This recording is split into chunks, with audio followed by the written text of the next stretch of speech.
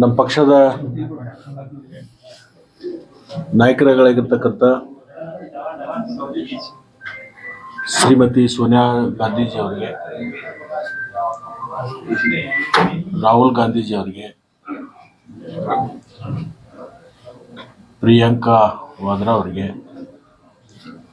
ರಾಷ್ಟ್ರೀಯ ಅಧ್ಯಕ್ಷರಾಗಿರ್ತಕ್ಕಂಥ ಮಲ್ಲಿಕಾರ್ಜುನ್ ಖರ್ಗೆಜಿ ಅವರಿಗೆ, ಮುಖ್ಯಮಂತ್ರಿಗಳಾಗಿರ್ತಕ್ಕಂಥ ಸನ್ಮಾನ್ಯ ಡಿ.ಕೆ. ಶಿವಕುಮಾರ್ ಅವರಿಗೆ, ಮಾಜಿ ಮುಖ್ಯಮಂತ್ರಿಗಳಾಗಿರ್ತಕ್ಕಂಥ ಸನ್ಮಾನ್ಯ ಸಿದ್ದರಾಮಯ್ಯ ಅವರಿಗೆ,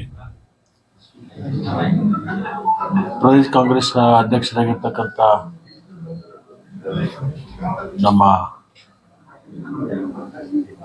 ವಿಶೇಷವಾಗಿ ಸಂಘಟನೆಯಿಂದ ಬಂದಿರತಕ್ಕಂಥ ಹರಿಪ್ರಸಾದ್ ಅವರಿಗೆ ಮತ್ತು ಪ್ರತ್ಯಕ್ಷ ಅಪ್ರತ್ಯಕ್ಷವಾಗಿ ನನಗೆ ಸಚಿವ ಸ್ಥಾನ ಕೊಡಿಸಲಿಕ್ಕೆ ಮತ್ತು ಕೊಟ್ಟಿರ್ತಕ್ಕಂಥ ಎಲ್ಲ ನಾಯಕರಿಗೆ ನಾನು ಬೆಳಗಾವಿ ಜಿಲ್ಲೆಯ ಜನರ ಪರವಾಗಿ ಮತ್ತು ನನ್ನ ವೈಯಕ್ತಿಕ ಪರವಾಗಿ ತುಂಬ ಹೃದಯದ ಅಭಿನಂದನೆಗಳನ್ನು ಅವರಿಗೆ ನಾನು ಸಲ್ಲಿಸ್ತೇನೆ. ಬಹುಶಃ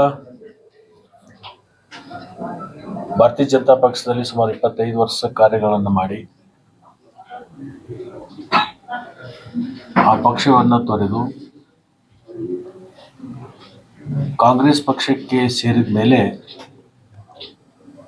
ನನ್ನ ಕ್ಷೇತ್ರದ ಜನ ನನ್ನನ್ನು ಒಪ್ಪಿಕೊಂಡು ನನಗೆ ಬಹಳ ದೊಡ್ಡ ಅಂತರದಿಂದ ಗೆಲ್ಲಿಸುವಂಥ ಕೆಲಸವನ್ನು ನನ್ನ ಕ್ಷೇತ್ರದ ಜನ ಕೇವಲ ನನಗೆ ಮತಗಳನ್ನು ಹಾಕಲಿಲ್ಲ, ಮತಗಳ ಮುಖಾಂತರ ಅವತ್ತೇ ನನಗೆ ಆಶೀರ್ವಾದ ಮಾಡಿದರು.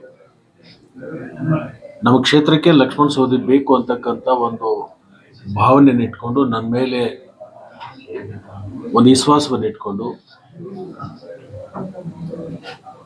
ಅನೇಕ ವರ್ಷಗಳಿಂದ ನನ್ನನ್ನು ಬೆಳೆಸಿರ್ತಕ್ಕಂಥ ಮತ್ತು ಪೋಷಣೆ ಮಾಡಿರ್ತಕ್ಕಂಥ ನನ್ನ ಕ್ಷೇತ್ರದ ಎಲ್ಲ ಮತದಾರ ಪ್ರಭುಗಳಿಗೆ ಮತ್ತು ವಿಶೇಷವಾಗಿ ನನ್ನ ಗೆಲುವಿಗೆ ಯಾವಾಗಲೂ ನನಗೆ ಬೆನ್ನೆಲುಬಾಗಿ ನಿಂತಿರ್ತಕ್ಕಂಥ ಹಿರಿಯರಿಗೆ ಮತ್ತು ಪ್ರಮುಖ ಕಾರ್ಯಕರ್ತರಿಗೆ ಅವರೆಲ್ಲರಿಗೂ ಕೂಡ ನಾನು ಅತ್ಯಂತ ತಲೆಬಾಗಿ ಅಭಿನಂದನೆಗಳನ್ನು ಸಲ್ಲಿಸ್ತೀನಿ.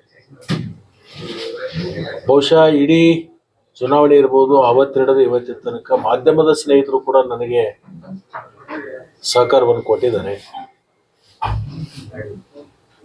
ಕೆಲವೊಂದು ಸಂದರ್ಭದಲ್ಲಿ ನನಗೆ ಕಿವಿಮಾತುಗಳನ್ನು ಕೂಡ ಹೇಳಿದ್ದಾರೆ. ಅದು ರಾಜ್ಯ ಮಟ್ಟದ ಇರ್ಬೋದು, ಜಿಲ್ಲಾ ಮಟ್ಟದ ಇರ್ಬೋದು, ತಾಲೂಕು ಮಟ್ಟದ ಇರ್ಬೋದು, ಎಲ್ಲ ಮಾಧ್ಯಮದ ಸ್ನೇಹಿತರಿಗೂ ಕೂಡ ನಾನು ಅತ್ಯಂತ ಪ್ರಾಂಜಲ ಮನಸ್ಸಿನಿಂದ ಅವರಿಗೆ ಅಭಿನಂದನೆಗಳನ್ನು ಸಲ್ಲಿಸ್ತೇನೆ. ನಿಮಗೆಲ್ಲರಿಗೂ ಕೂಡ ಮುಂದೂ ಕೂಡ ನಿಮ್ಮೆಲ್ಲರ ಸಹಾಯ ಸಹಕಾರ, ನಿಮ್ಮ ಸಲಹೆ ನನಗೆ ಅವಶ್ಯಕತೆ ಇದೆ. ಅದನ್ನು ಕೂಡ ನಾನು ಬಯಸ್ತೀನಿ ನಿಮ್ಮಿಂದ. ವಿಶೇಷವಾಗಿ ಮುಖ್ಯಮಂತ್ರಿಗಳು, ರಾಷ್ಟ್ರೀಯ ನಾಯಕರು ನನ್ನ ಮೇಲೆ ಒಂದು ವಿಶ್ವಾಸವನ್ನು ಇಟ್ಕೊಂಡು ಒಂದು ಜವಾಬ್ದಾರಿಯನ್ನು ಕೊಟ್ಟಿದ್ದಾರೆ.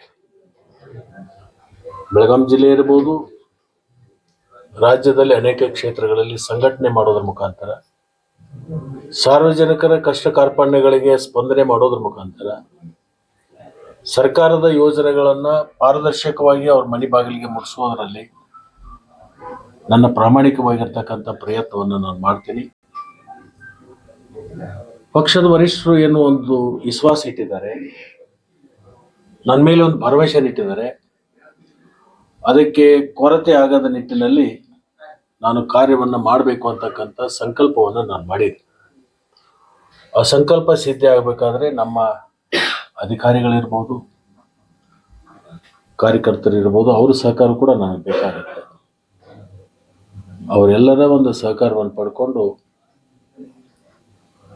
ರಾಷ್ಟ್ರೀಯ ನಾಯಕರಿಗೆ ಮತ್ತು ರಾಜ್ಯದ ನಾಯಕರಿಗೆ ಮತ್ತು ಮುಖ್ಯಮಂತ್ರಿಗಳಿಗೆ ಲಕ್ಷ್ಮಣ ಸವದಿ ಮೇಲೆ ಇಟ್ಟಿರ್ತಕ್ಕಂಥ ಭರವಸೆ ಖುಷಿ ಆಗಲಿಲ್ಲ, ಅದು ಯಶಸ್ವಿ ಆಯಿತು ಅನ್ನುವಂಥ ಒಂದು ಭಾವನೆ ಬರುವ ನಿಟ್ಟಿನಲ್ಲಿ ನಾನು ಕಾರ್ಯವನ್ನು ಮಾಡ್ತೀನಿ. ಹೆಚ್ಚು ಅಭಿವೃದ್ಧಿ ಪರವಾಗಿರ್ತಕ್ಕಂಥ ಚಿಂತನೆಯನ್ನು ಮಾಡೋಣ. ಸ್ವಾವಲಂಬಿ ಬದುಕನ್ನು ಕಟ್ಟಲಿಕ್ಕೆ ಬಡವರಿಗೆ ಕೊಟ್ಟಿರ್ತಕ್ಕಂಥ ಯೋಜನೆಗಳೇನಿದ್ದಾವೆ ಅದರ ಜೊತೆಗೆ ಅಭಿವೃದ್ಧಿಯಲ್ಲಿ 3 ತರ ಬರುತ್ತೆ: ಅಲ್ಪಾವಧಿ, ಮಧ್ಯಮಾವಧಿ ಮತ್ತು ದೀರ್ಘಾವಧಿ. ಈ 3 ಹಂತದಲ್ಲೂ ಕೂಡ ನಾವು ಕಾರ್ಯಗಳನ್ನು ಮಾಡಬೇಕಾಗುತ್ತೆ. ಜಿಲ್ಲೆಯ ಎಲ್ಲ ಶಾಸಕರನ್ನು ಕೂಡ ವಿಶ್ವಾಸಕ್ಕೆ ತಗೊಂಡು ಒಟ್ಟಾಗಿ ಒಂದಾಗಿ ಸರ್ಕಾರಕ್ಕೆ ಒಳ್ಳೆಯ ಹೆಸರನ್ನು ತರಲಿಕ್ಕೆ, ಪಕ್ಷಕ್ಕೆ ಒಳ್ಳೆಯ ಹೆಸರನ್ನು ತರಲಿಕ್ಕೆ ಏನ್ಯಾವ ಕರ್ಮಗಳನ್ನು ಮಾಡಬೇಕು ಆ ಕೆಲಸವನ್ನು ನಾನು ಮಾಡ್ತೀನಿ. ನಿಮ್ಮ ಸಹಕಾರ ಕೂಡ ನನಗೆ ಬೇಕು. ಧನ್ಯವಾದ. ತಮಗೆ ಸಚಿವ ಸ್ಥಾನ ಕೊಡಬೇಕಿದೆ, ಅನಿವಾರ್ಯತೆ ಆಗಿದೆ, ಸಾಮರ್ಥ್ಯಕ್ಕೆ ಸಿಕ್ಕಿದ್ದು ಜಿಲ್ಲೆಯಲ್ಲಿ ಎರಡೆರಡು ರೀತಿ ಇದು ಮಾಡ್ತಾ ಇದ್ದಾರೆ. ಇದನ್ನು ನಾನು ವಿಶ್ಲೇಷಣೆ ಮಾಡೋಕ್ಕಿಂತ ನೀವೇ ವಿಶ್ಲೇಷಣೆ ಮಾಡಿ ಬರೆದ್ಬಿಟ್ರೆ ಒಳ್ಳೇದು ಅಂತ ನಾನು ಭಾವಿಸ್ಕೊತೀನಿ. ಸರ್, ಈಗ ದೆಹಲಿಯಲ್ಲಿ ಮುಖ್ಯಮಂತ್ರಿಗಳು ಎಲ್ಲ ಬೆಳಗಾವಿ ಜಿಲ್ಲೆ ನಾಯಕರ ಸಭೆ ಕರೆದಿದ್ರು. ಯಾವ ರೀತಿಯ ಒಂದು ಸಲಹೆಗಳನ್ನು ಕೊಟ್ಟರು, ಸೂಚನೆಗಳನ್ನು ಕೊಟ್ಟರು?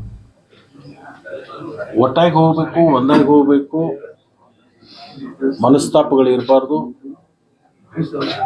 2028ಕ್ಕೆ ಪಕ್ಷ ಪುನಃ ಅಧಿಕಾರಕ್ಕೆ ಬರಬೇಕಾದ್ರೆ ಬೆಳಗಾವಿ ಜಿಲ್ಲೆಯಲ್ಲಿ ಅಷ್ಟೇ ಅಲ್ಲ, ಇಡೀ ರಾಜ್ಯದಲ್ಲಿ ಕಾಂಗ್ರೆಸ್ ಪಕ್ಷದ ಶಾಸಕರು, ಕಾರ್ಯಕರ್ತರು ಒಟ್ಟಾಗಿ ಹೋಗಬೇಕು, ಒಂದಾಗಿ ಹೋಗಬೇಕು. ಆ ನಿಟ್ಟಿನಲ್ಲಿ ನೀವೆಲ್ಲರೂ ಕೂಡ ಒಮ್ಮನಸ್ಸಿನಿಂದ ಕಾರ್ಯಗಳನ್ನು ಮಾಡಬೇಕು, ಒಮ್ಮನಸ್ಸಿನಿಂದ ಹೋಗಬೇಕು ಅಂತಕ್ಕಂಥ ಮಾತುಗಳನ್ನು ಹೇಳಬೇಕು. ಸರ್, ಇವಾಗ ಸಚಿವರಾಗಿದ್ದೀರಿ, ಯಾವ ಖಾತೆ ಮೇಲೆ ಇಂಟ್ರೆಸ್ಟ್ ಇದೆ ಸರ್? ಖಾತೆಗಳ ಬಗ್ಗೆ ಚರ್ಚೆ ಮಾಡಬಾರ್ದು. ಯಾವುದೇ ಖಾತೆಗಳಿದ್ದರೂ ಕೂಡ ಅದನ್ನು ಯಾರು ಚೆನ್ನಾಗಿ ನಿರ್ವಹಿಸ್ತಾರೋ ಆ ಖಾತೆಗೆ ಬೆಲೆ ಬರುತ್ತೆ. ಸರ್, ಈಗ ಮಹಿಳಾ ಸಚಿವರು ಇಲ್ಲ, ಯಾವಾಗ ತುಂಬ್ಕೋತೀರಿ ಅಂತ?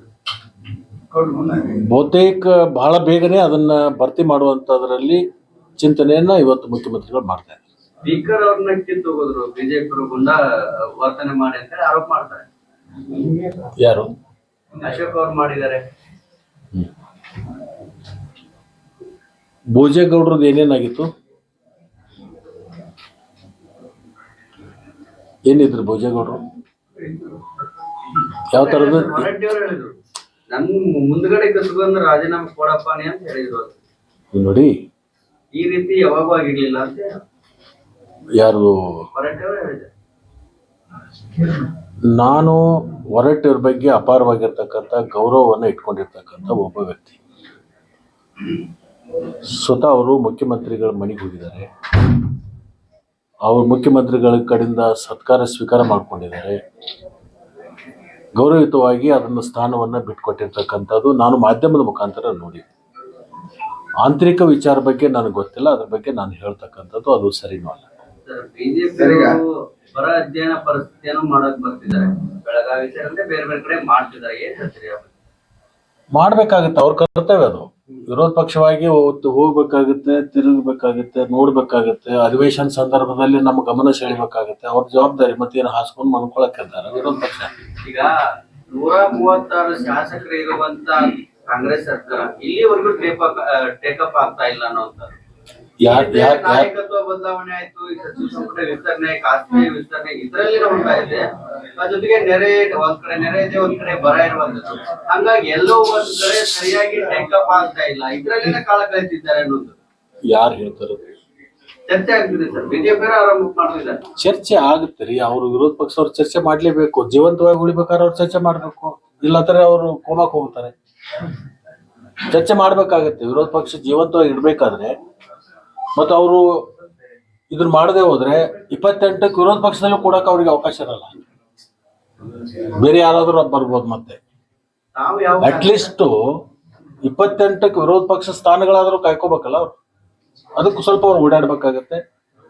ಅವ್ರು ಓಡಾಡಿ ಅಧ್ಯಯನ ಮಾಡಿ ನಮಗೇನು ಸಲಹೆಗಳನ್ನು ಕೊಡ್ತಾರೆ ಅದನ್ನ ಸಲಹೆಗಳನ್ನು ಸ್ವೀಕಾರ ಮಾಡ್ತೀವಿ. ಒಂದು, ಮೊನ್ನೆ ಮುಖ್ಯಮಂತ್ರಿಗಳು ಸಂಪುಟ ವಿಸ್ತರಣೆ ಆದ್ಮೇಲೆ ಬೆಳಗಾವಿ ಜಿಲ್ಲೆ ದೊಡ್ಡ ಜಿಲ್ಲೆ, ಇಲ್ಲೇ ಖಾತೆಗಳು ಕೂಡ ಜಾಸ್ತಿ ಇದಾವೆ. ಆ ಖಾತೆಗಳನ್ನು ಯಾವ ರೀತಿ ಎದುರಿಸ್ತೀರಾ ಮತ್ತು ನಿಭಾಯಿಸ್ತೀರಾ? ನಾನೇನು ಹೊಸದಾಗಿ ಮಂತ್ರಿ ಆಗಿಲ್ಲ, ಇದು 4ನೇ ಬಾರಿಗೆ ಆಗಿರ್ತಕ್ಕಂಥದ್ದು. ಖ್ಯಾತೆ ಮಾಡೋದು ನಮ್ಮ ಜೊತೆಗೇನು ಮಾಡ್ಬೇಕಲ್ಲ. ಖ್ಯಾತೆ ಮಾಡಿದ್ರೆ ಅವ್ರಿಗೆ ಪರಿಹಾರ ಸಿಗದ ಸಂದರ್ಭದಲ್ಲಿ ಖ್ಯಾತೆ ಮಾಡ್ತಿರ್ತಾರೆ, ಅದ್ರ ಪರಿಹಾರ ಕಂಡುಕೊಂಡು ಅದನ್ನ ಸರಿ ಮಾಡುವಂತ ಕೆಲಸ ಮಾಡೋಣ.